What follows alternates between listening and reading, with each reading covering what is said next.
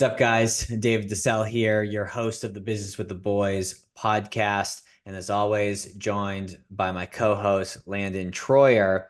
And I have to bust your balls because I like busting your balls. They're good balls. The saying is real men wear pink, and you are rocking that shit today. Oh, well, thank you, brother. Thank you. Thank you. I can't Uh, take credit. BTO is the in-house swag guy, so he's always got the new merch and wealth plan swag out there. So I got to give him credit on that. I love it. Well, it looks crisp yet comfy, the polo itself. It is. It is. You nailed it.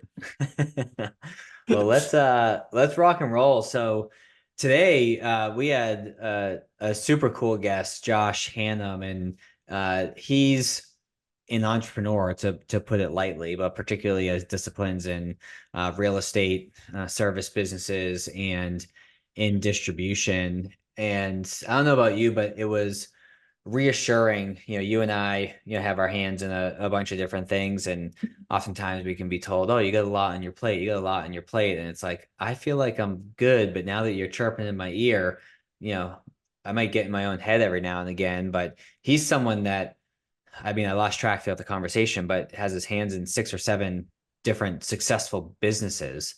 And Yeah, I don't know about you, it's but like nice to I always get a chuckle when somebody's like, "So what do you do?" And it's like right now, today, or what tomorrow? Because right, it or could like in an be, hour. yeah, it could be the financial planning, it could be the business owner side of things, it could be the real estate side of things. Like where you want to start, right? And then this guy makes what I've got going on look like child's play. Yeah, it's cool too to hear how he balances, or I think blend is a better word, how he Yeah. blends his responsibilities in the various businesses that he owns in with his family time and his time in his faith and his fitness time. I mean, guys training for a marathon, and then a week later is a triathlon that he's training for. He recently did like 100-mile bike ride just for training purposes, and anytime he gets on the bike, it's 40 miles. Um, and for people who say, "Oh, I don't have time," and we had just recently gotten off 75 hard, and so many people have said like, oh, I can't do that, I don't have any time. It's like, all right, I'm gonna share this episode with you. Put a cork in it. Yeah, I mean that's there's a ton of good takeaways here, right? That being first and foremost, like he said, get your ass up like he does at 4:30 in the morning and knock out the most important shit of the day. And he's got it done before 7 a.m. Yeah. And right now it's like you said, it's his health and his fitness goals that I love how he's like, yeah, I just had a buddy call me up and was like, hey, you want to do this triathlon? He's like, when is it? Oh, it's a week after you get done running your marathon. He's like, yeah, that's good enough recovery time. I'll just throw that on the training regimen too. Right. Like, but it's so true. If something is important to you, you'll make time for it. I think it was, towards the end when he's talking about social media, right? How many hours are you on your damn phone a day? He doesn't do that, right? He's spending his time doing what he wants to do, which is building businesses, being in his faith, being with his family. Like, I don't know, that just it resonates with me, and I the guy's a stud. I mean, he's just, to put it lightly, like you said, he is a serial entrepreneur at heart, and he loves looking at businesses. He loves the game of business, and the guy's just going to crush it and continue to rock it. Yeah, it started to put into question the amount of reels you and I send back and forth to each other. although Yeah, although I think it's also healthy getting a nice laugh midday and being like, oh, are you kidding me? You sending this to me? All right, I'm gonna send this to him. I agree. I couldn't agree more. There's been many a times where I've laughed at a reel you've sent and I've forwarded it along to many other people. Amen Oh to man. that. But I he's would say the on that note, I mean, is he not a perfect candidate for Landjet? You took the words right out of my mouth, homie. Well, for those of you who haven't listened to the last couple episodes, certainly go back and listen to them because they're badass guests with Larry and Bill. But um, he's the perfect candidate for Landjet because um, he's someone. When I asked him about time management, I really appreciated his take on you can't manage time. Time is just there and it's going to continue going, but you can manage I love yourself. that And perspective too. Yeah. it was really cool.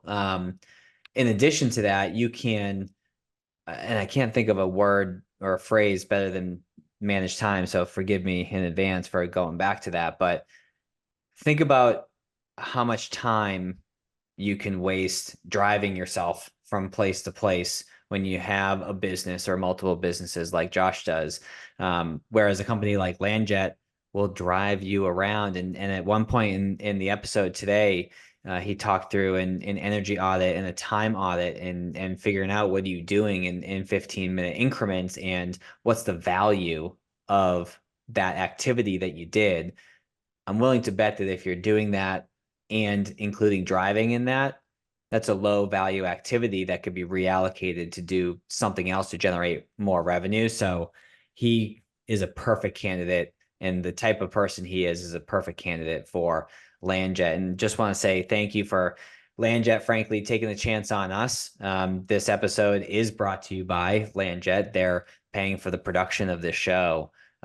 So to the folks over there, we appreciate you. And again, if this is your first time hearing about them, it's basically an office on wheels. Anything you can do in an office, you can do it in a Landjet. It's a decked out, pimped out Mercedes Sprinter van, and you can do Zoom calls in there, have actual meetings in there, but you can also take it to the course with the boys or take it out on a girls' night.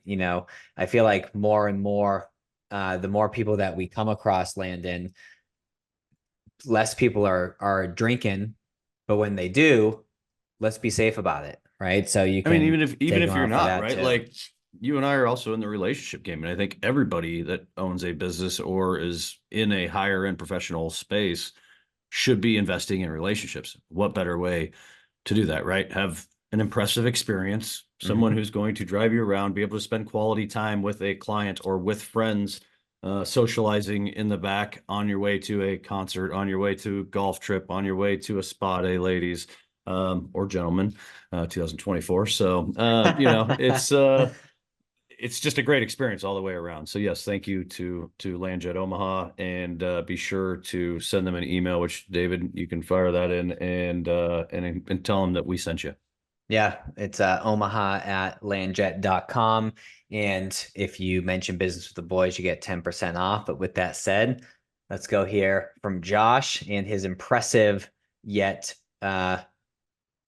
just beginning story of his. I feel like he has a For lot of sure. momentum behind him and he's going to build some great things. So, with that said, let's get into the episode.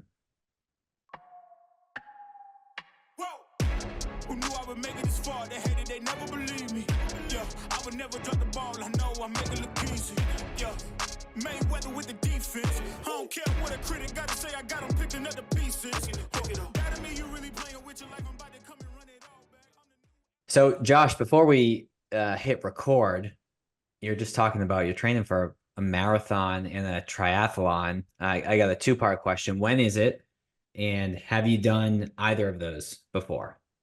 Let's see. The marathon's April 13th. The triathlon is a week later, 8 days later, April 21st. I've not done either one.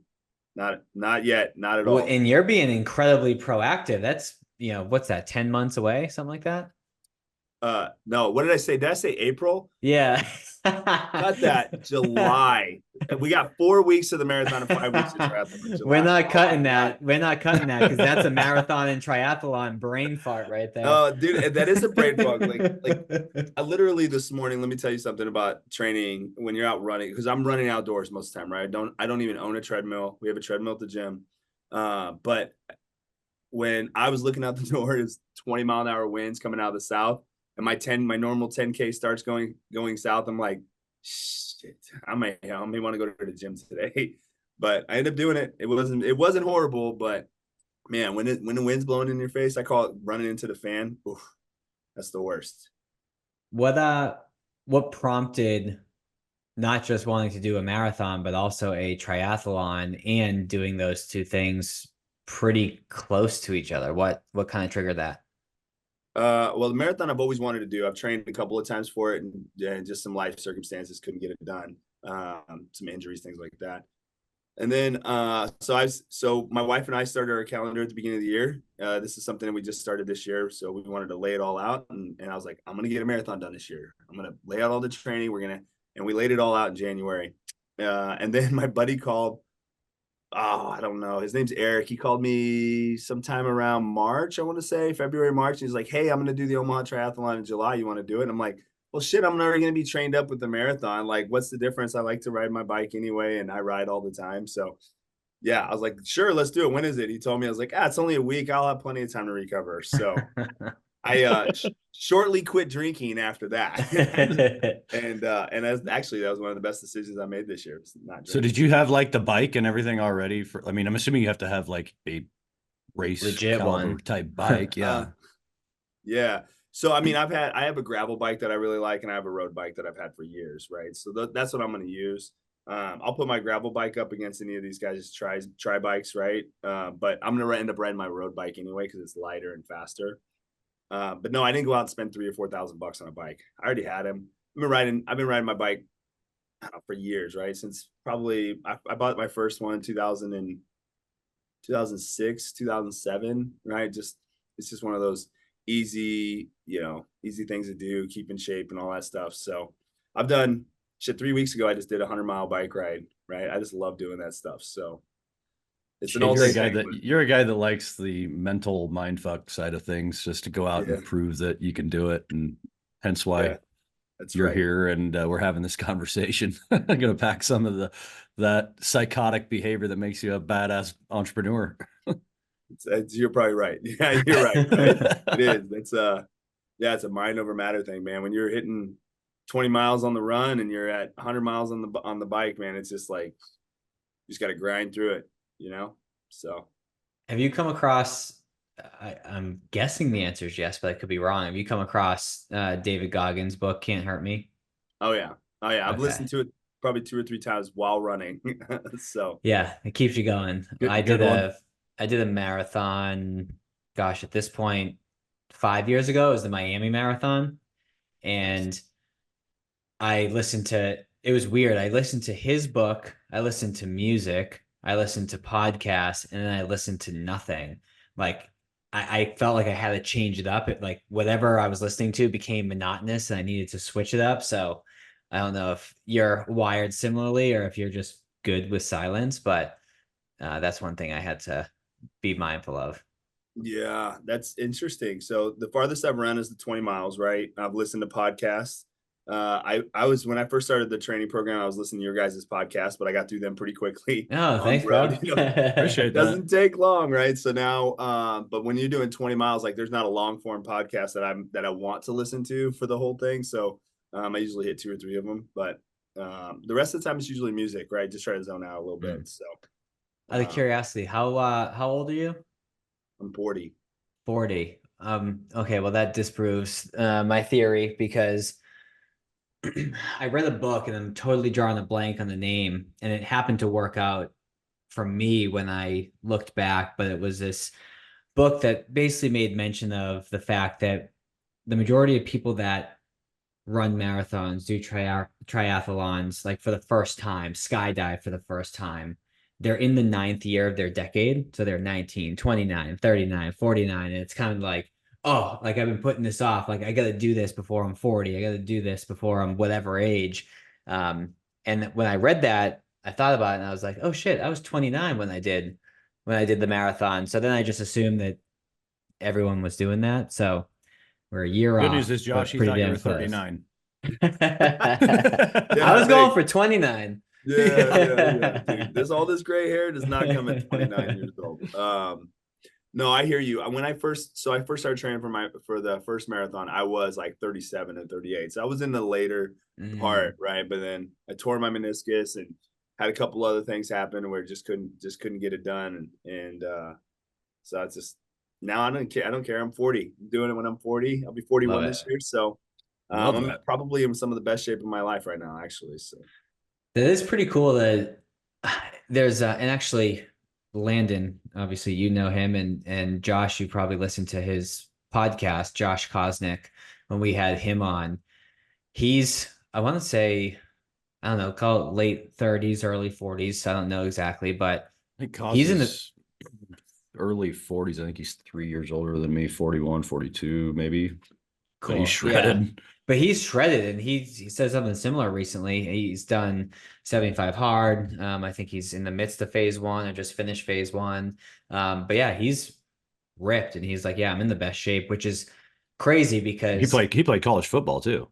yeah, and because I think through like I had a fat stage or I guess Guilty. chunkier stage. And I Chucky look David back to stage. college, and I'm like, oh, I was in way better shape, like so easy then. But with the work and the effort and the discipline, you can be way better than you were in college. So it's cool to Oh see yeah. that.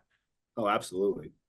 Yeah, I totally agree with that. Yep. I do remember listening to his podcast. Yeah, I was running. I remember exactly. I was running 10 miles that day. I remember exactly where I was listening to you guys at. So I know exactly what road I'm on. Yeah. So that's cool. Nice. Well, let's give the audience a sense of who the heck you are. So, you have a ton of free time on your hands. I say that tongue in cheek. So you're training for a marathon, you're training for a triathlon. There's a handful of companies that you own, are involved in. And please let me know if I forget anything. I'm going to go through a quick list. So, um, you have a United automatic doors and glass, a weight loss company called Losing It, an adventure company, coffee shop that you and your wife own, and she runs sort of the day to day, if I'm not mistaken, a real estate development company, Yep. pharmaceutical, respiratory company, and a cattle company. Did I miss anything? No, I mean that's it. I All mean right. that's enough, That's right? it. That's Yeah. it. So, how do you manage your time? uh I know you can't manage time, right? That time is unmanageable. It keeps going whether you do anything or not. So how do I manage myself is the real question you're asking, right? Mm. And so I am very segmented about my day, right? Routine is pretty important to me. It's getting better and better as I get older and I learn more about myself and the people I have around me. But I'm pretty disciplined and stick to my routines. That's how I manage myself. To I live by my calendar. Probably you guys do too, right? Man, it's the worst feeling in the world when you miss something that was on your calendar, and I try not to miss that, right? So that's my little thing that keeps me going.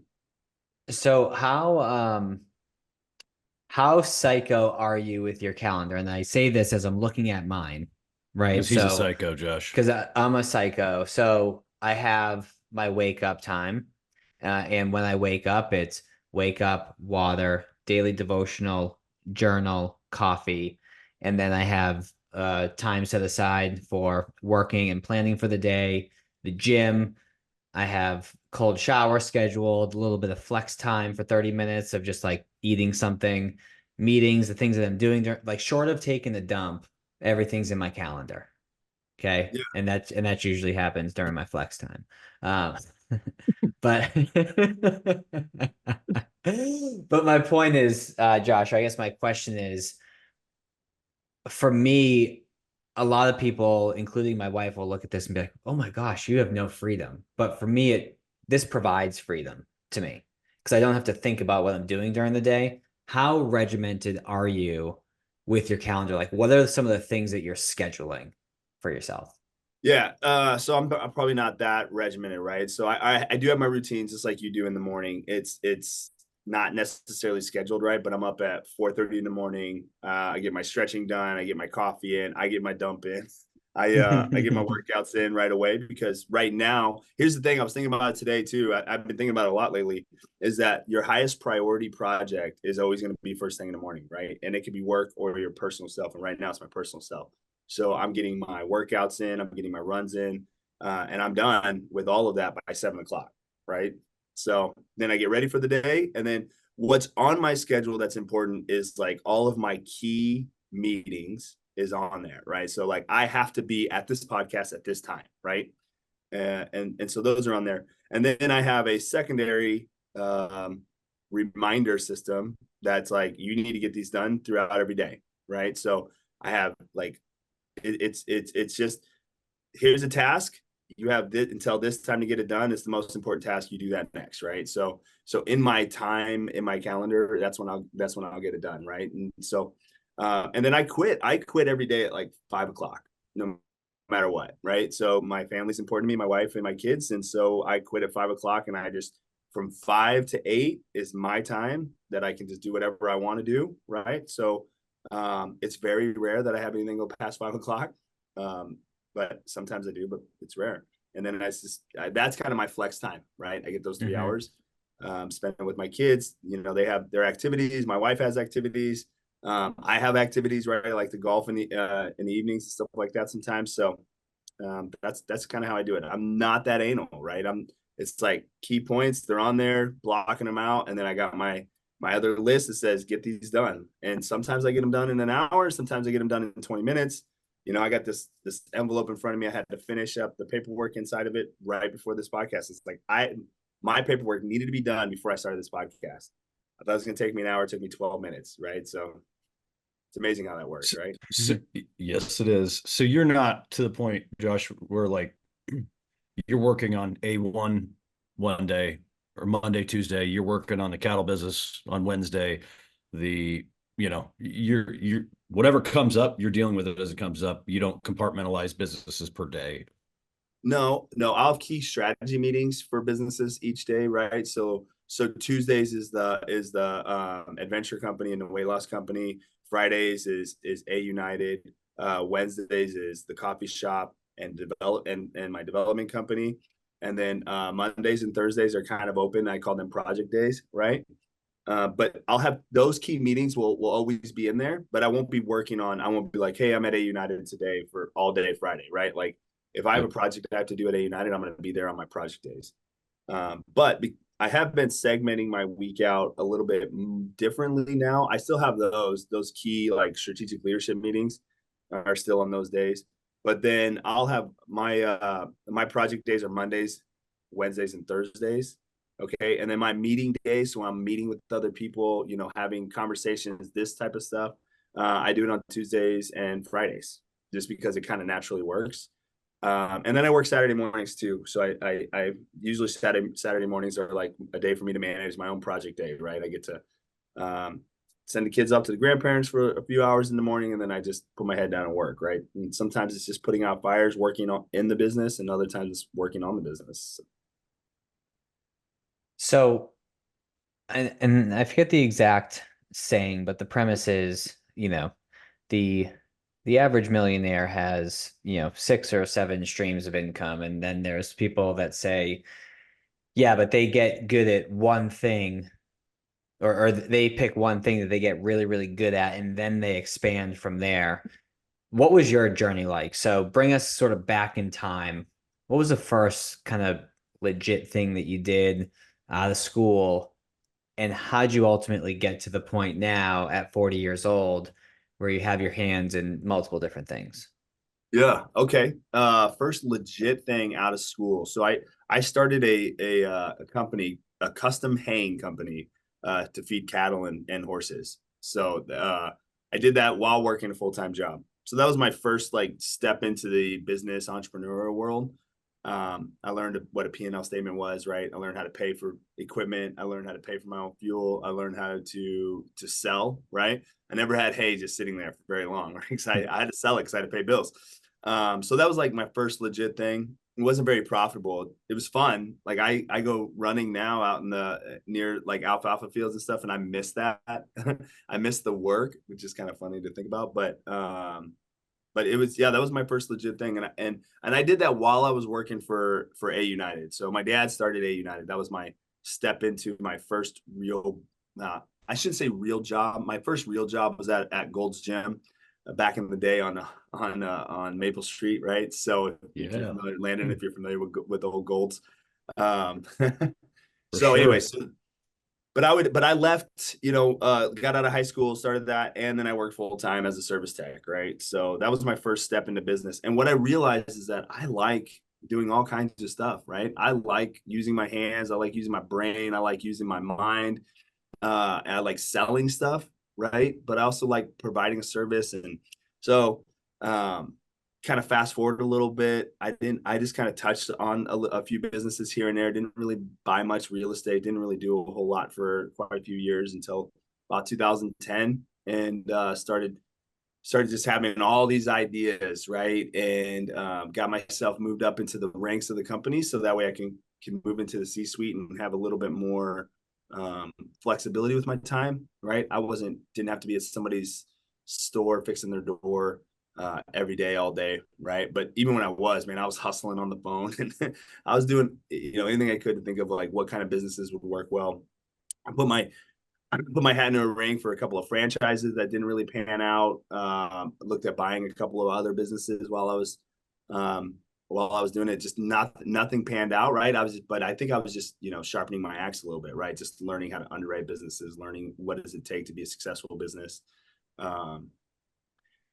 And then, you get into 2016, 17, I started buying real estate and opened up a couple of subsidiary businesses. I had a security business, was starting to work on opening up the coffee shop. And then I started buying real estate. And part of the reason why I started buying real estate is what you just said, David, was, the other streams of income, right? If I wanted to be a true millionaire, which I probably was a millionaire at that time anyway, I didn't even realize it, right? But I was like, I need some more income. I need some rental income. And a good friend of mine, Dave Palladino, he was like, dude, you got to buy real estate. You got to let it appreciate, let people pay your mortgage down, let them pay your insurance, let them pay all that stuff, and then collect rent. And so stepped into that ring, which of course most of us do at some point, right? And then that was my next step, right? Stepped into that and then got some opportunities. At this point, Josh, just real quick, was your dad still involved in A United, or had you kind of taken over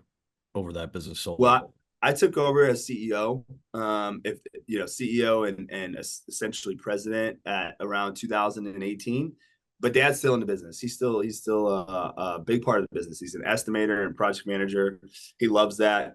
In my opinion, if you guys try to put me out to pasture and retire me at any point, 80, 90 years old, I will fight you tooth and nail. And that's exactly what my dad's doing. So I'm like, hey, us entrepreneurs, if we retire, we just seem to die. So I'm right there with you, brother. Yep, exactly. So no, he's still in it, but no, he's let me take over, the day-to-day high-end stuff, strategic analysis, dashboard reporting, all the CFO work, stuff like that. So that's cool. And a testament to him, because this is the advisor side of me. Consulting side of things is, I'm sure David will attest to it. We see it all the time that some of those guys have a tough time letting go of those reins, right? Yeah. So yeah, I see good that on him for realizing that he's still got the energy and the mind and the wherewithal to, probably take it and do better than what he would at this stage. Yeah, I think he would say exactly what you just said, right? Like, Josh is just going to take this and do it better, and then I get to do what I love, right? I get to deal with customers. I get to do the quotes, right, and manage projects. So he gets to do what he loves every day. So yeah, love that. So that's how that all got started, right? And then in 2020, started realizing that real estate started appreciating pretty quickly, right? And PPP money was out there and all that stuff. And then so I decided that I need to build more real estate than I need to buy. So then I started buying properties to start building on. So that's where the development company kind of came in. That's where I probably focus most of my time on right now. So, and I believe we talked about this on our call where we scoped it out, but it seems like you have the same blessing and curse that Landon and I have, which is walking into any sort of business, a restaurant, a retail environment, a tire shop, like whatever the heck we're experiencing ourselves, and walking in and being like, well, why wouldn't you just do this? Or like, why are you doing it that way? You should be doing it this way. And kind of looking at things through that lens. And I would imagine that you're wired in a similar way, being able to like push and pull different levers within the businesses that you're involved in that ultimately have a big impact. I guess if my assumption is correct, walk me through and share with us maybe an example or two or three as to simple levers that you've moved that have had an impact on one of the businesses that you have? Yeah, sure. Okay, so yeah, to kind of sum up what you said in my own terms, right? I can see the forest through the trees pretty quickly. I get to, I can underwrite a business in my head pretty quickly, right? And it's probably from me, from my background of the little bit of farming that I was doing, and then also, working on doors and stuff like that. I just understand how things work, even from a really big level. And so a good example would be, well, we were talking about in our respiratory company, our pharmacy and respiratory company, about getting rid of respiratory. We were like, yeah, it doesn't seem that profitable. It doesn't seem to be, doesn't seem to be churning out cash. We're spending more money. We're growing, but we're spending more money than what we're bringing in, and so on and so forth. And I boiled it down pretty quickly to like, well, what are we actually trying? Like, we're trying to grow, but we also need to maintain cash. And so what's that equilibrium here, right? And what I was able to do is just look at the whole picture. And mind you, I do not work in that industry, but maybe once a month, right? So, and it's super high level. I don't even know what our CPAP machines look like, to be honest with you. I just know what they cost, and I know what the materials is that we resupply, right? But I was able to look at that business as a whole and say, all right, if we make the small change of like pull back on how much we're buying, because we were buying so many CPAPs in the front and then holding all that inventory. I was like, why don't we, if cash is what we're worried about, here's what we're going to do. We're going to deplete our inventory down to and then get just in time deliveries to what our expectations are. And we're going to manage our sales team to that expectation, right? So we were buying every machine that we thought we could sell. So like 315 a month, 400 a month, right? And we were building up this inventory. And these machines do come back and get refurbished, and we resell those too. So I was like, okay, what's that rate, right? And so I quickly, within about a 45-minute meeting, I boiled it down and said, all right, we're going to buy 122 machines every month for the next 9 months, and we're going to deplete our inventory, get all the way down to 200. So that way we only have that 200 in stock, which is roughly 3/4 of a month, right? And we can get deliveries every other month. And it was just like boom, boom, boom. And then all of a sudden we see, 3 months later, we actually start having positive cash flow, right? We're not burning through our line of credit constantly. So that was a good example, right? And it was something that I was a part of, and I'm still a part of, but I wasn't like intimately involved, right? So it's a little bit more tough for me to do that with like A United, because I'm here all the time, and I grew up with the business, right? But you put me in like the weight loss business, it's like, what resonates with people. I can boil that down, like what resonates, what's profitable, and what should we be doing more of, right? Like pushing those marketing buttons or pulling those marketing levers, right, that resonate with people and bring them in, and then have them only sell them what they want instead of selling them this big grand stuff, right? So anyways. You love being a business physician and coming in and diagnosing things. I mean, it's a blessing and a curse, right? Because you just can't help but see it. Like, I know just from you and I obviously chatting, multiple times, it's like, that's what I love. I can just see your gears going. It's like, okay, we want to do this. Boom. Here's where you needed to go with it. Right. Yeah. It's so funny. You said that. So I just met with a guy that owns a few businesses. He owns like 3 businesses. Right. And he came to me because he wanted to invest in some real estate. And if he's listening to this, I hope he still wants to invest. I'm sure he does, but I couldn't help myself. I literally did what you just said with this business. I spent the 45 minutes or an hour with him, just going like, here's some, here's what you're doing. Here's how you make money. Here's how they come in. Here's some marketing ideas and all that stuff. And I just talked to him the other day, and he's like, man, I did everything he said, and things are looking good. We're growing. Things are good. Then he made a couple more comments, and just because I knew a little bit about his business, I just added to it. And he's like, shit, you were calling me for something else, right? I was like, yeah, I was, but that's okay. I'd rather do that, right? So that's funny. I just had a couple of partners who are partnering on some real estate. They had some questions about one of their businesses, and I was like, dude, let's just get in and whiteboard it. And they looked at me like, what does that even mean? I was like, I got a room full of whiteboards, and we just started writing. Just started like, here's the information we know.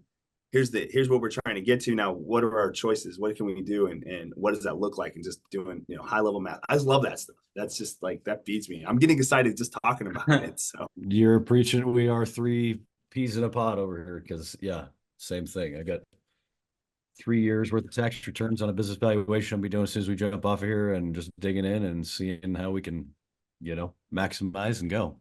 right, love it. I know we connected on David Goggins and the book Can't Hurt Me. Have you come across Andy Frisella in the Real AF podcast and all the content and whatnot he puts out by chance? No, I don't. Honestly, let me tell you my philosophy on most podcasts, right? Like I think there's a lot of value there. It just takes a long time to get to that value with most podcasts. And so like I try to read as many books as I can. So if Andy's got a book, I'll read his book, right? Understood. So, well, first off, going back to what you said before, you've listened to all our podcasts. So thanks, given that that's your philosophy. Yeah. But We appreciate it. Andy's the guy who he created 75 Hard that you know about, and his podcast, Real AF. It has different types of episodes, but in particular, there's the episode that has a theme of Q and AF, which is basically a question and answer session where it goes through 3 entrepreneurial business owner style questions that were submitted and he answers them. But my point of bringing him up is you guys seem like you're wired in a similar way where like he'll bring people over to his compound, to put it lightly, and just whiteboard with them. And it's like, oh yeah, just do boom, boom, boom, boom, boom, do that. And they're like drooling, like, whoa. And then they actually implement it. Like I think about Landon, Jeff Himmelberg, who we work with. There was just a couple ideas that we shared in the call, and he came back and was like, that generated X amount of revenue literally in a 2-week period. And some of the things that we shared, they're not groundbreaking. It's just, as you mentioned earlier, being able to see the forest through the trees. Right. Yeah. The hardest part I can tell you with owning all these businesses though is the implementation, right? So if I had any advice for anybody and they're like, oh, how do you do that? You gotta be militant about implementing it, right? And give yourself that time frame, whatever that is, right? If you make a decision, make the decision, implement it as fast as possible, measure it, track it. If it works, great. If it doesn't, back off and do something different. Josh, walk through your process on how you do that. I mean, you just touched on it briefly, but I mean, are you typically running that project? Are you tasking one of your leaders in one of your businesses with doing that and then holding them accountable? How do you usually like to go about doing that? Yeah, so typically I start by just having the big grand idea, right? And saying, here's some assumptions we can make. Let's verify these assumptions. And then I pass it on to one of my leaders, right? So whoever's best tasked for that, right? Or who's specifically designed for that. Like I have my integrator, Whitney. That's her job for several businesses and the real estate development is like, here's my ideas, go and track it, implement it, and then come to me when you get stuck, right? I'm here to help you get unstuck because I don't have any head trash around hardly anything, right? Like other people they have a tendency, and even high level executives have this tendency to say that won't work, or that's not possible, or I've never seen that done before. And so they kind of just don't do it. Then the nice thing about, and I would say most entrepreneurs, I bet you guys are the same way. And everybody that you've had on this podcast is probably the exact same way, is like this, like nothing is impossible. There's there's no barriers on any of these conversations or anything that we're doing. So I just remove those barriers pretty quickly for it, right? And then, or for whoever's working on that project, just like, let me remove that barrier. Let me give you a new idea, help you with a new idea. What I've been trying to do with me being a better leader is, instead of just giving them the idea and becoming the hero to their story, is I'm trying to guide them to the right decision, right? It's kind of funny. They're like, they recognize that more now. And so I had a meeting last week and it was just like, wait a second. Are you just like waiting for us to find the answer? Do you already know the answer? Like, just go, man. Like, and this literally this time I was like, I actually don't have the answer, but I would like to kind of talk about it and see what, see if we can actually figure out the answer. Cause they just assumed I already had the answer and I'm just trying to lead them to it.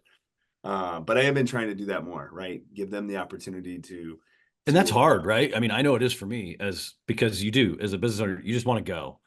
So to be diligent about, okay, I'm going to spend a little extra time and I'm gonna spoon feed a little bit until they pick up on what we're trying, but a little bit of upfront investment, because once they start thinking like you do, right? And that's ultimately what I want. I tell my team, like, hey, I want to trust you enough that I know you're going to make the decision that I would make anyways, right? That's the ultimate goal.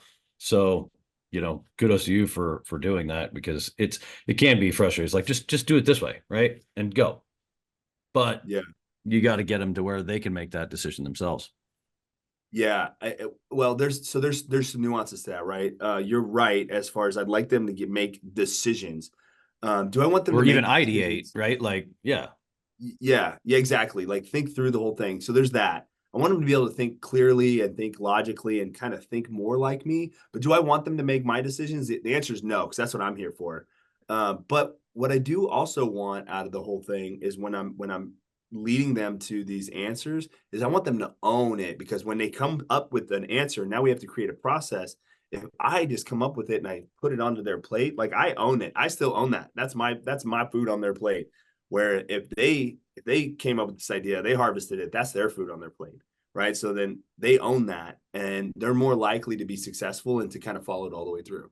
So that's really the reason why I'm doing it.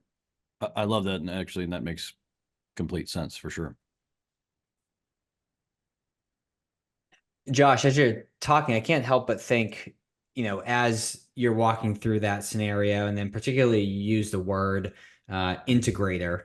Have you come across the EOS system or the book Traction at Oh all? yeah. Because, okay, I was going to say it's ringing in a very familiar way. Yeah. I read all three of those, right? 3 times, actually. I have a tendency to read books over and What's over and the over again. third one? I know Rocket Fuel. You got Traction. Yeah, I was What's gonna the other say, what one? was And then after Rocket and then Fuel? what the heck is EOS?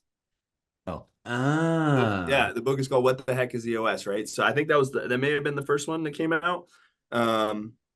And then Traction was the one that actually gained some traction, and then Rocket Fuel was like the final one to kind of put it all together. So understood. And that makes a lot more sense as to earlier when you were discussing how you compartmentalize your strategic meetings with each company on certain days of the week, having that. I guess I'm curious to know, have you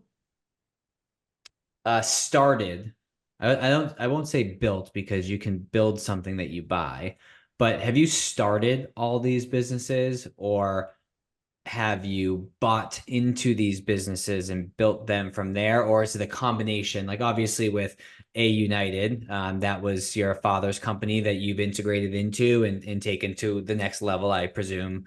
But the other companies, buy, build, start, what does that look like? yeah. Okay. So the cattle company I built, the coffee shop I built, the A United automatic doors and glass. I would say, this is a love child of my dad's, right? But I helped him build it, like, from a very young age. Like, I was there. I wasn't strategic, but I was there helping him. So that's kind of. But we'll say I bought that one. The weight loss company, losing it, I bought, changed it up completely. It's a completely different company now.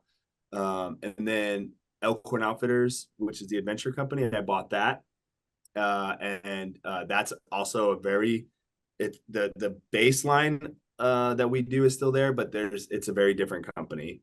he's And bolted on a number of other things to it. yep, added on to be a true adventure company. Yep, exactly. And then the development company I built, right, from the ground up, right? So just it's that's the company that I think has the most potential too, and that like I said, I spent most of my time with. So I built that one differently than other developers, right? This is a lot of developers were just real estate owners, and they were like, oh, I just want to build something. Where I was like, I've been building shit my entire life, right? Been part of the subcontractor world forever, and now I've kind of come full circle. I've been a contractor too, so kind of come full circle and be like, okay, I know what it feels like, and I know what it looks like to be on every single level of a site, right? From subcontractor to owners. So Are you And we're building? talking, he's building anything from like big ass office suite buildings, like multiple levels, to strip mall type, and you can put multiple businesses in there. You name it, Josh will find a way to build it. Every discipline with the exception of single family homes, right? Yep. So yeah. And are you building to sell? Are you building to hold? Do you have sleeves on either end? What's your strategy I'm there? gonna about guarantee you if the money's right, he'll go one way. If it's right the other way, he'll go that way. Everything's for sale. Everything's for sale, brother. No, so here's the strategy. The strategy is to build, hold, refinance. You've heard the Burr model before, I'm sure. Similar to that, right? And then to trade up, right? And to trade up to the next development. So you just you just got to keep growing and getting bigger. I tell it's funny, he's an Italian. I said, once you come into real estate, you can never leave. It's like the mafia, right? Once you get in, you can never leave because it just costs too much money to get out. So, but no, the philosophy is you build it, you get a pop, right? This is what I call it. I don't call it the Burr. I call it, you get a pop somewhere between 5 and 7 years. You hold that real estate until your depreciation runs out, right? Until you have to start paying more taxes, sell it off, 1031, move on to the next project, right? But you can go bigger and better. So we're familiar with the 1031 exchange, but for folks listening in, that's like, whoa, you lost me there. Can you explain that?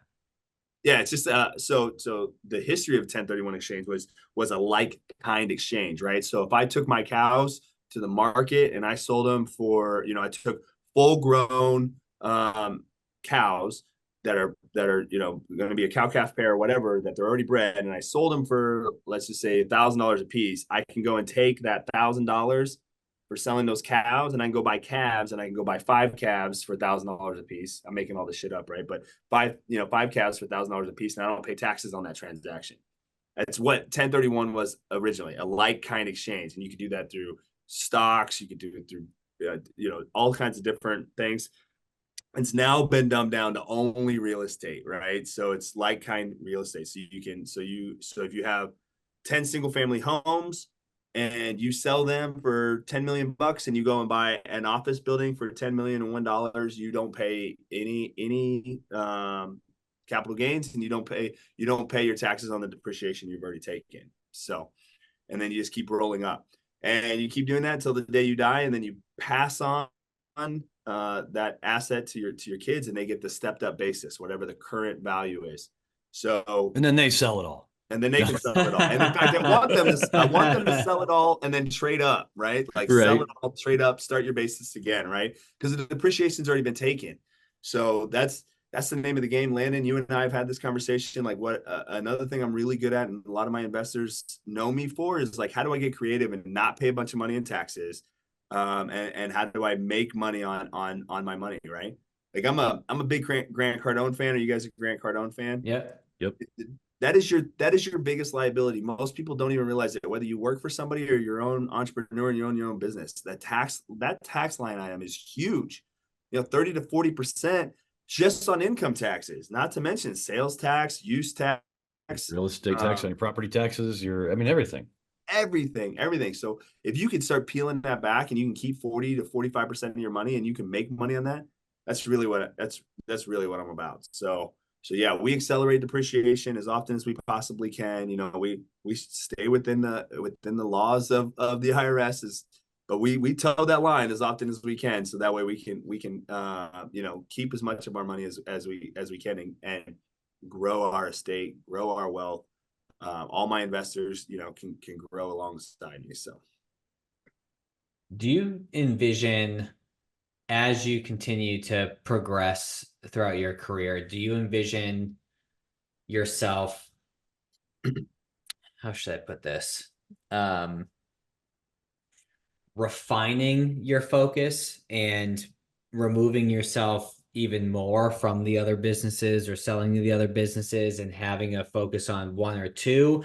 Or are you the type of person that, regardless of what's an actual grand slam, like say the development company, regardless of where it makes sense to spend your time, you just like diversity in your day? Like what's that look like in regards to your vision? Yeah. So I like to say, when Josh grows up and what's he going to do for a real job, right? That's essentially what you're asking me right now. So here's my thesis. My thesis on all these different diverse type of businesses was for me to learn business, right? And from different avenues and different aspects of business. And I've now done that. So now it's about going in and owning and operating the right business, right? With the right margins, the right type of cash flow, that's doing all the right things that can keep generating income as fast as possible, right? And that's the next step. So there's my philosophy in wealth building is there's three parts, right? You have your paper assets, which is my smallest portion. I'm not a big fan of paper assets, can't control it. Kind of just, there's a lot of things out there that I don't even know what's going on with some of these stocks and all that stuff. So small asset, but it's still part of my wealth building class. And then it's real estate. Real estate's the long term, right? That's what you buy and you hold and you let appreciate over long periods of time. It'll generate some cash flow, but it is not your moneymaker. And then you have your cash flowing businesses. Those are the ones that cost you a lot of money to operate, but it also brings in a lot of money, right? Costs you a lot of money in taxes, but it brings enough money in to pay for all that stuff. And so that flow of money comes in through cash flowing businesses. You buy more assets in real estate. You buy some paper assets just because it's interesting and it kind of diversifies your portfolio a little bit more. And then you mitigate tax risk as much as possible. So as far as like to answer your question, what I've learned from businesses so far is that there's a couple of types of businesses that I really want to be involved in right now. I think that there's an opportunity in service-based businesses. Maybe I'm a little bullish on that because I own some, but I'm seeing all of these service-based businesses who are having a hard time finding employees, having a hard time keeping their doors open, having a hard time managing the customers that they have. There's so many customers out there that just don't know who to call for the right type of service, and they just don't feel they don't feel good about what they currently have for options. So I think there's going to be an opportunity there, not in the next 5 years, but in the next 10. I also think there's so much shitty service-based companies out there that don't deliver, that there's a great opportunity for good entrepreneurs and good owners and operators like yourself to get into that space. Yeah. Because Yeah, things 100%. have been so well and the eating is so good right now. But once things roll back, which we all know that's cyclical, they will, the good ones are going to rise to the top, and the ones that actually provide great service, customer service, run good businesses. I completely agree with you on that statement. Yeah, I thank you. Yeah, I totally agree. And then the other side is some sort of the model that everybody's going to, which is if you can find something that you don't even need a lot of people that need it, but the subscription model, right? Some sort of subscription model. People are paying you $10 a month on a $5 a month product, right? I mean, and it's in perpetuity. That's a fantastic model to be in, and that's not going to change anytime soon. I was reading the Wall Street Journal or I listened to the Wall Street Journal because they got that little icon now, right? And it just occurred to me, I was just like, when is that shoe going to drop for subscription models? When are people going to be like, you know what? I'm done paying my $2.95 every month to iPhone. I'm going to now go to, new Samsung or whatever and just pay a one-time fee. And I'm just like, I don't see that going away anytime soon, right? I think it's going the other way. Yeah, I mean, well, even things like any regular purchase YouTube TV, that you have, HBO Max, I can name all of them that I've got, right? Well, that, and even going into how society's being taught to break bigger purchases up into smaller payments. Like every time you go to check out online, it's like Klarna this and Affirm this, and it's like, oh, what's $50 a month? What's $200 a month? And then you realize, oh shit, I have $1,500 a month in liabilities that I'm paying off right now. But people are quicker, I think, to say yes, Josh, to your point, to 10, 20, $30 a month for something that they may or may not use. Right. How many people right, that go to have a gym membership that haven't been in years? Yeah, the Planet Fitness model. Yeah. Yeah. So there's an opportunity out there for me to buy into a potential fitness club, right? And I'm thinking about that, like, what's our break-even point? And it's a subscription model, just like I like. What's my lifetime value on that subscription customer? That's easy to figure out. It's really hard to figure out. This is why I like respiratory, right? Because it's a subscription model. They keep buying their tubes and they keep buying their filters. But when you can figure out what your lifetime value is on a customer, you know exactly how much you can spend to market to that customer. You know exactly how much you can spend to keep that customer. You know how much you can spend to lose that customer if you need to, right? So it is important. And I think you're right, David, that Klarna and the Affirm model that's exactly what they were talking about. Apple just dropped did you know that Apple had basically a Klarna built into their platform for about a year and a half, right? Where you could use Apple Pay and pay over a 6-week period, like 6 installments for something, right? No interest, blah, blah, blah type of stuff. They just dropped it because they couldn't compete with Klarna and Affirm, right? But now they're supposed to be going back into a deal, and I'm thinking to myself, that's a subscription model, right? But it's for one-time services. But what I'm thinking out more than that is it's got to be like you said, Landon, HBO Max, Hulu, Netflix. I mean, X is doing it, right? You're gonna see Tesla if I had a man crush, okay, I'll admit it, I got a man crush on Elon, right? This dude, I had some of my friends would be like, you gotta be kidding me, man. Elon sucks. And I'm like, this guy has got his shit figured out, right? He is building the ultimate business. He's gonna be the wealthiest person on the planet for a long time. You know why? Because he's got all of the information that he needs to build these big, solid businesses that they're probably going to be considered a monopoly, and they're going to have to try to break it up in 15 years. But when you see these cars out here, he's going to own that. You see robotics, he's going to own that, right? Because he's got all of the information. But if you just kind of watch what he's doing, it's all subscription model based stuff at some point, right? Starlink, subscription model. Tesla self-driving is going to be subscription model. To buy a Tesla, you won't be able to buy a Tesla anymore. It's going to be subscription here pretty soon. When he starts building those robots he's talking about, and he builds out his AI that he's talking about, all subscription based. You will never be able to buy it. You'll only be able to rent it, and that's the way to go. Keep them coming. But then you go down the path, if we want to go down this path, where the saying, you come across like, oh, you'll own nothing and be happy. Like, where's the line? Oh, that's philosophical. Philosophical. I think question. Thank you. And the synonym for philosophical could also be tinfoil hat. So we can take this in 2 different directions here. Right. Well, the question really is what's happiness, right? So that's really the question. Like, what do we need to be happy?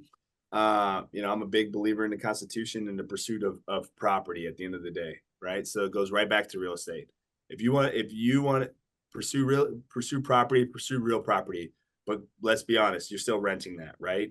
The government will take that away from you if you don't pay your property taxes. You'll get that shit taken away. So you don't really own anything at the end of the day, right? But happiness, I mean, I think that happiness is just like, it's what you make it, right? I'm happy when I'm spending time with my wife and kids, and I'm happy when I'm out on the road running, and I'm happy when I'm, lifting weights, and I'm happy when I'm listening to the Wall Street Journal and to different podcasts and books, right? So that's happiness for me. And so, I think that's it's just the way you want to look at it, right? How do you want to look at happiness? Yeah. So you spend a lot of time on your fitness, you spend a lot of time on your family, you spend a lot of time on your businesses, but the common thread between all those, because you're either doing this with your family, doing this with yourself, doing this with your teammates, is leadership. And I know that leadership is something that's very important to you. How do you refine your leadership skill? I would assume books, obviously putting into practice, but why is leadership so important to you? Those are 2 questions. First of all, I'll answer why is leadership important to me. Let me roll it back. Okay. When I was young, right, I was in maybe elementary school, maybe middle school or something. I had a teacher come up to me one day, and they just said, Josh, you are a leader in this class, right? And you're the reason why all these kids are being assholes. And you can change that. Not in the right way. Yeah. If you want to, you can change that. You can make a difference. And to me, that like resonated with me like right away. And I started thinking to myself, like, what does that really mean? Right. So that means I can influence, I feel strongly that I can influence people around me for the negative or for the positive. Well, fast forward a little bit and I decided, well, I'd rather be a positive influence. And so that's why I feel so strongly about leadership, is because you can see it when you're leading a group of people or even one person, whether it's your family or it's, people that work for you or your friend group or whatever. You can see who the leader is. And when you take on that responsibility, it's hard to even have that responsibility, but it's also extremely fulfilling, right? So that's why. But what do I do? Well, I honestly surround myself in every way I can with strong leaders. Whether that's books, podcasts. I have accountability coaches. I have accountability partners. Right. I have I've subtracted to add mostly. Right. I've taken away people out of my life that are not good influences, that will not make me a better leader, and I've just left those people in my life that have, right, or that will, and that I see potential in. So I spend you guys all know who Darren Hardy is, right? Are you a Darren Hardy fan? Mm-hmm. Yeah. So you're supposed to spend 10% of what you want to be, bringing in or making or whatever on yourself. And I do that every year. I spend 10% on training, on seminars, webinars, all those things and most of the time it's geared to, not always, most of the time it's geared towards leadership, right? Whether it's sales leadership, leading a strong team, leading strong family, being a leader in my church, I spend a significant amount of time and effort and money on that every year. Good for you. What are some go-to leadership resources that anyone, regardless of their budget, listening to this can go and tap into to start refining that skill? Shoot, there's so many books out there. Like I'm looking at one where it's on my desk right here, The Hero's Journey, right? With Darren Hardy. It's a great book. It's a great seminar to be a part of. Like, it's a training program. There's, God, it's a good point. Well, even one of the books that's resonating with me right now is all about like leading yourself, right? Because you got to be able to lead yourself first, which is Buy Back Your Time. That's the book that we were going to talk about a little bit. That book is all about like managing yourself, right, and leading yourself, and then in turn how to lead others. That's a good one. Yeah, there's just so many good resources out there. I would say one of the best. Here's if you want to be good in leadership, you're a business owner or in the C-suite of a business, find yourself a local Vistage program. Vistage has taken me to new levels I never even thought I could go to, and have put me in front of speakers and other peers that are just outstanding. So it's one of the best groups to be a part of. And Vistage, so I had a financial advisor client a number of years ago. He was a part of Vistage, and I'm drawing a blank as to what exactly it is. It's not a BNI, but it kind of seems like to a degree it's similar. I guess, what is Vistage? Give us the overview. Yeah, it's similar to a BNI group, right? So Vistage would be, you're in a group of like-minded individuals. I call it my own board, right? It's like my own boardroom. It's usually between 10 and 20 people, all different industries typically. If you're a CEO, then you're going to be in a CEO group, right? If you're a CFO group, you're a CFO, you're going to be in like more of a CFO group. If you're like a president or an employee instead of an owner or something like that, they put you in another type of group. And it's just a peer-to-peer group. You have a leader or two that chair the group. So they kind of create the topics, create the talking points for whether you're doing a half day or full day with this group. And then they bring in speakers, whether it's virtually or in person. Most of ours are in person. We're old school. We all prefer that. And then then you spend time with these speakers and what they're talking about, and then after they're done, you spend time with your group, right? And you spend time working and IDSing issues for each other, right? So we had somebody in the group, shall remain nameless. He's just like, I love this group. I thought my problems were bad. These guys' problems are so bad, right? But we learned so much from everybody else's issues, everybody else's problems. So that's essentially what that group is for. You got a pretty solid Vistage group all the way through. I mean, or have you changed members or? Oh yeah, I've been in there. I think I'm going on 7 years now. I've probably there's out of the 20 that we have, there's probably 10 of us that have been there the whole time for the whole 7 years that I've been there. I got people in my group that have been there. The group is only 10 years old. I've got people that have been in there for the whole 10 years.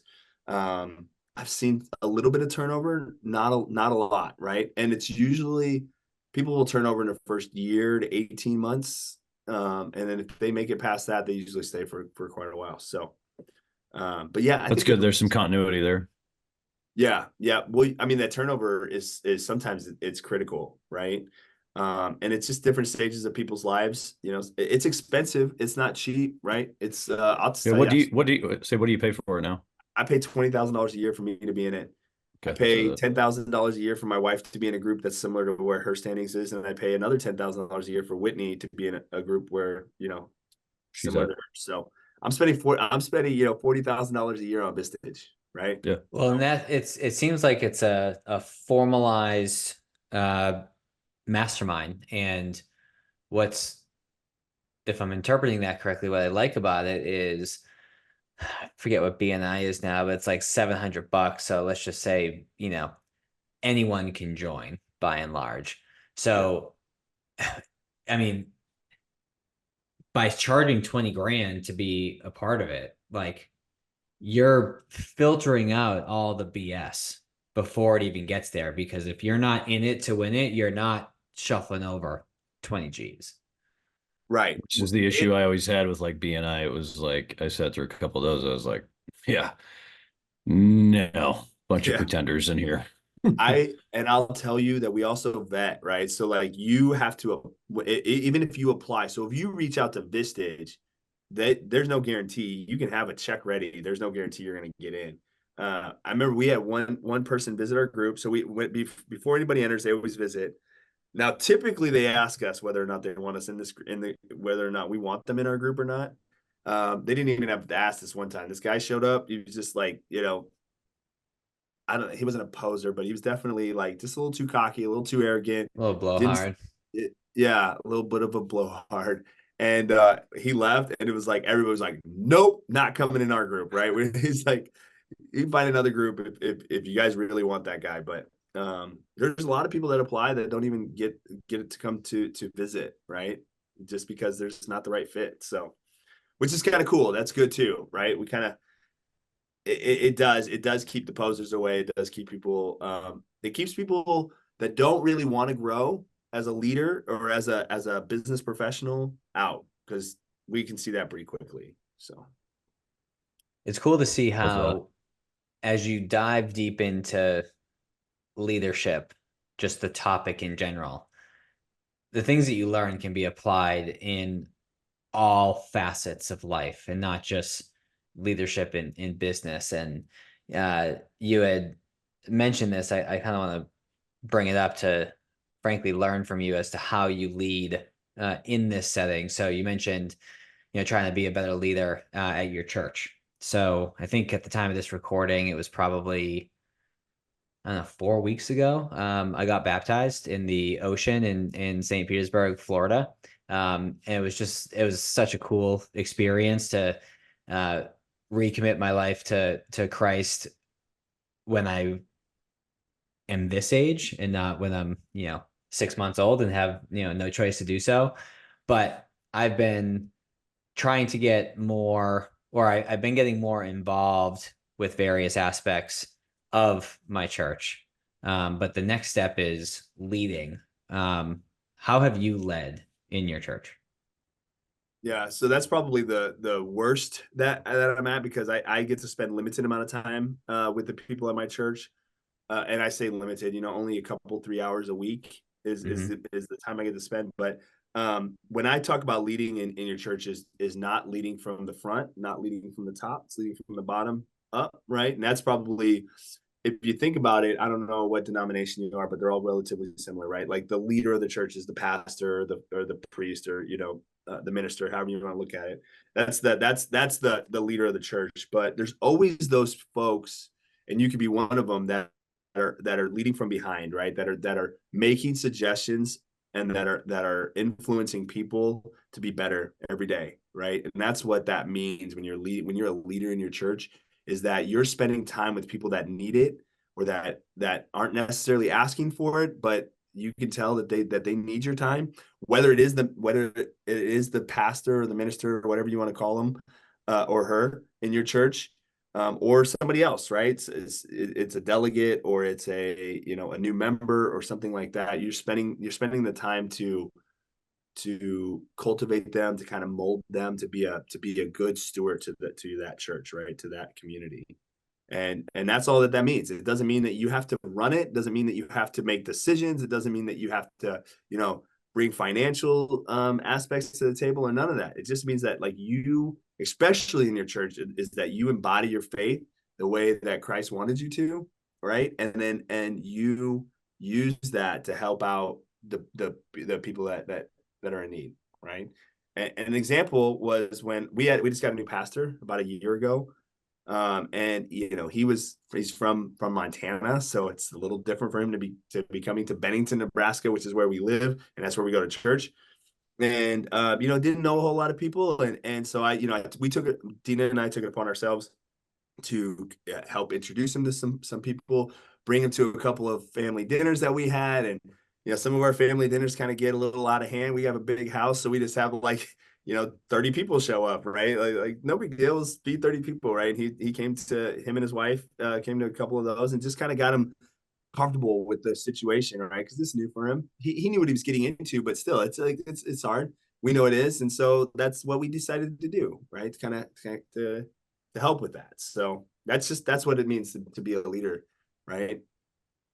It's cool how Love that. how leadership can take multiple different forms. It doesn't need to necessarily be the guy or the gal at the front or at the top. So I'm glad you shared that. Or spending a bunch of time or money, or it's just different ways to go about it, for sure. Yeah. Hey, I got something hanging on my wall. This kind of reminds me of what we were just talking about. So here, I'm gonna pull it down and see if you guys can see it. Oh, I got my background blurred. How do I change this? I think Put your face in the middle of it.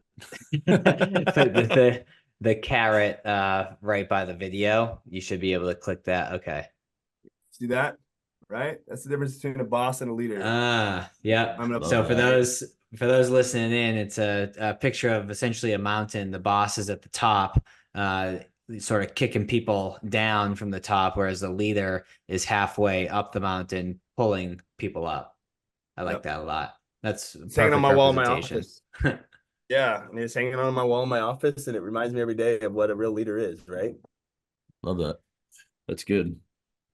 So you already alluded to it, but to dive a little bit deeper, so one of the questions that we ask all of our guests before we wrap up is a book that's had an impact on them. And throughout today's podcast, we've mentioned a number of books, but the one that you had prepped for today is called Buy Back Your Time.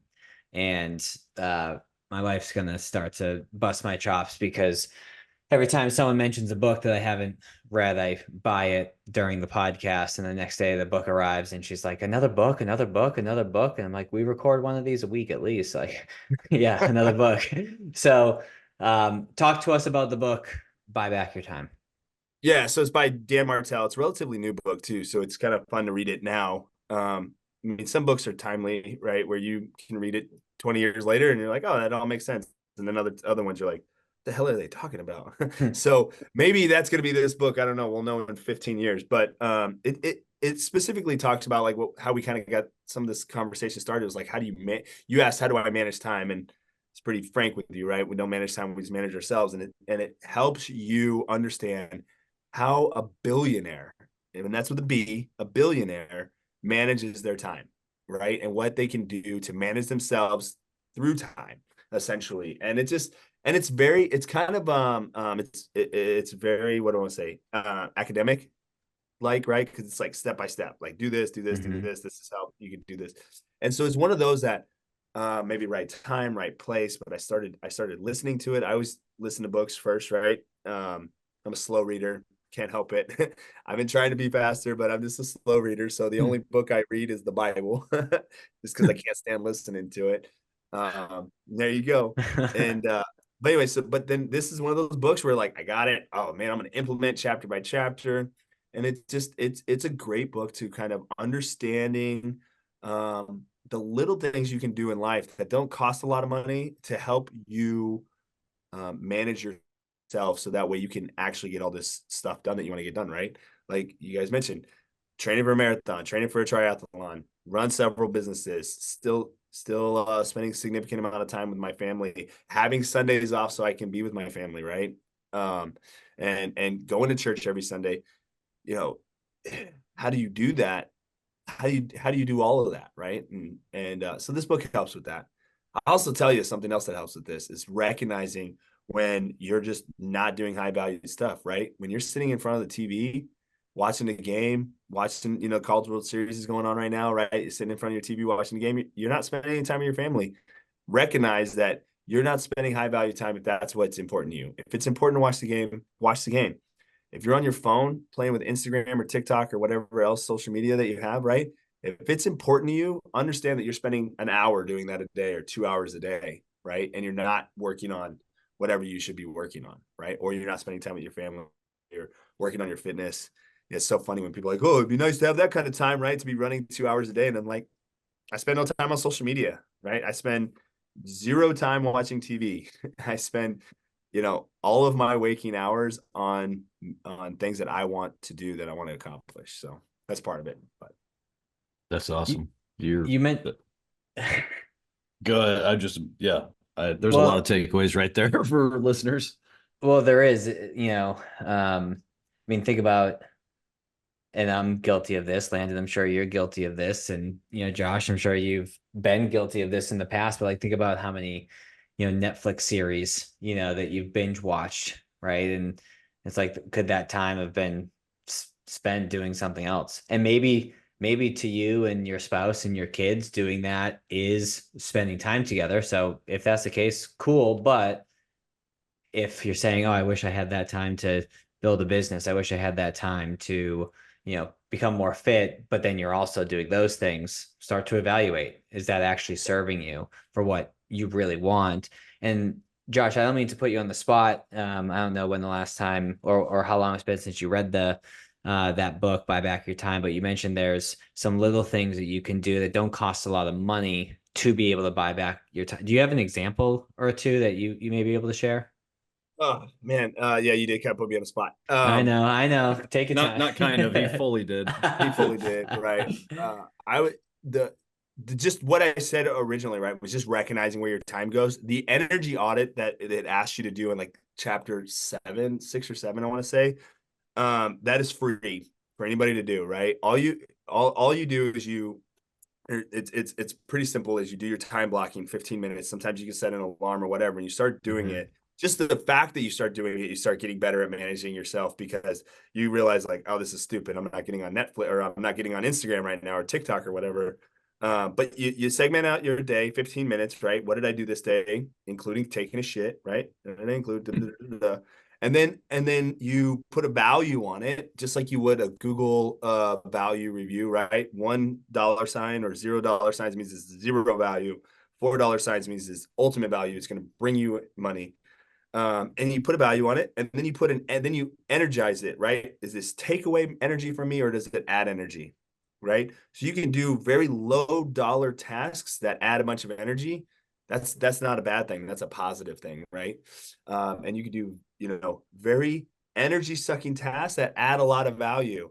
That may not be a good thing to continue to do. Maybe you need to, but it may not be a good thing. So something that costs $0 is just to do that. I did it on my Remarkable, right? Which that's not $0, but you can do it on a notebook.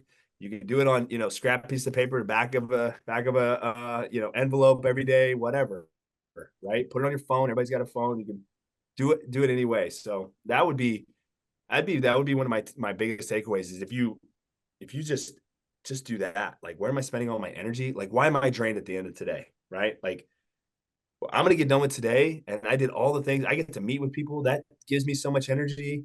I'm gonna get home at 5 o'clock, and I'm gonna be full of energy. Right? Project work Mondays and Wednesdays for me that are project work. Oh, I'm drained because I am not that dude. Right?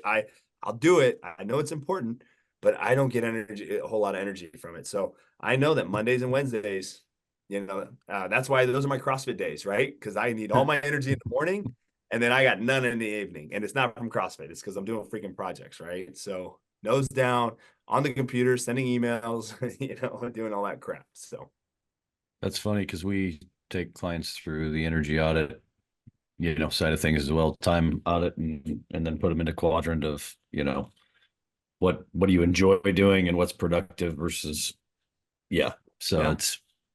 couldn't agree more. It's the a same- worthwhile yeah. task for sure. It's the same thing, and it's worth doing. It's worth doing. You can do it the quadrant way, or you can do it the way he has it is the money symbol, and then you highlight. Yeah, I've never heard of the money symbol. I like that. Like that's good. Like we don't do the 15 minutes, but the money symbol, I like that. Yeah. This is bring how much. Rate it. Then you highlight it, green or red. Green gives you energy, red takes it away. So you can quickly look. Oh crap! I got a lot of red today. So Yep. And you're able to, as you alluded to, you see a lot of red and you're like, okay, well, I'm feeling drained. Okay, noted, So very eye-opening. Start delegating. Start delegating, deleting, automating, right? Start actually making decisions, because we can blink and the year goes by and you don't actually make any changes. right. Yeah, absolutely. Well, Josh, this has been wonderful. We appreciate you joining.